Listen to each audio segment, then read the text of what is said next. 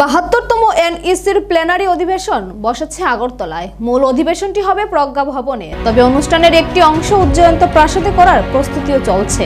এই উপলক্ষে রাজ্যে আসছেন এনইসি চেয়ারম্যান তথা স্বরাষ্ট্রমন্ত্রী অমিত শাহ, উত্তর পূর্বাঞ্চলের বিভিন্ন রাজ্যের মুখ্যমন্ত্রী, উপমুখ্যমন্ত্রী, রাজ্যপাল সহ বিভিন্ন পদাধিকারীগণ।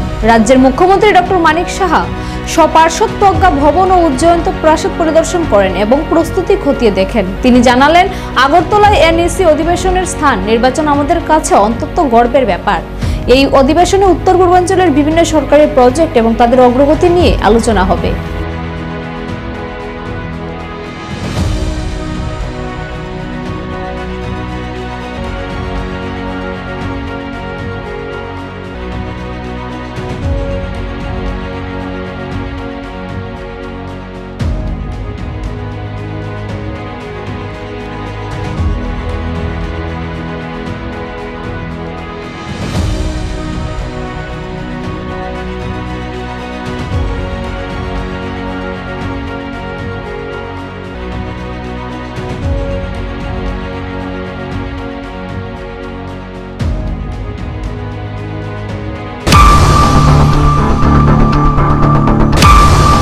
বিত্ত বছরে জেনে গেছেন যে ৭২তম যে এনইসি প্ল্যানারি সেশন ত্রিপুরাতে হচ্ছে, তো সেই উপলক্ষে এখানে একটা কার্যক্রম রাখা হয়েছে।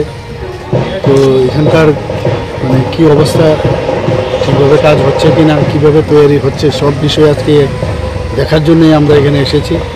এবং প্রথমে কয়েকটা জায়গায় ডিসিশন হয়েছিল যে ওই সাইডটাতে এই ধরনের কার্যক্রমের একটা পার্ট ওখানে রাখা হবে, কিন্তু এখানে এসে আমাদের মনে হলো যে অন্য সাইডে করলে বেটার হবে। তো আশাতে এই সুবিধা হয় যে কোন দিকে হলে বেটার হবে, তো আমরা সেইভাবে সব জায়গায় দেখছি।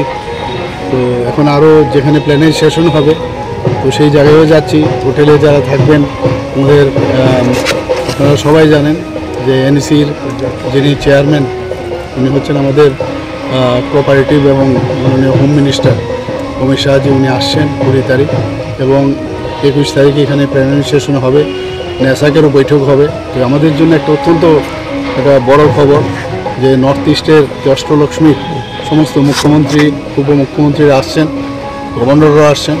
তো সেই বৈঠক চলবে এবং বিভিন্ন বিষয় নিয়ে নর্থ ইস্টের যে প্রজেক্ট এবং ডেভেলপমেন্ট নিয়ে কথাবার্তা হবে। আমি আশা করি যে এটা আমাদের জন্য অত্যন্ত খুশির বিষয় যে এখানে এই ধরনের প্ল্যানারি সেশন এবং নেসাকের মিটিং হচ্ছে।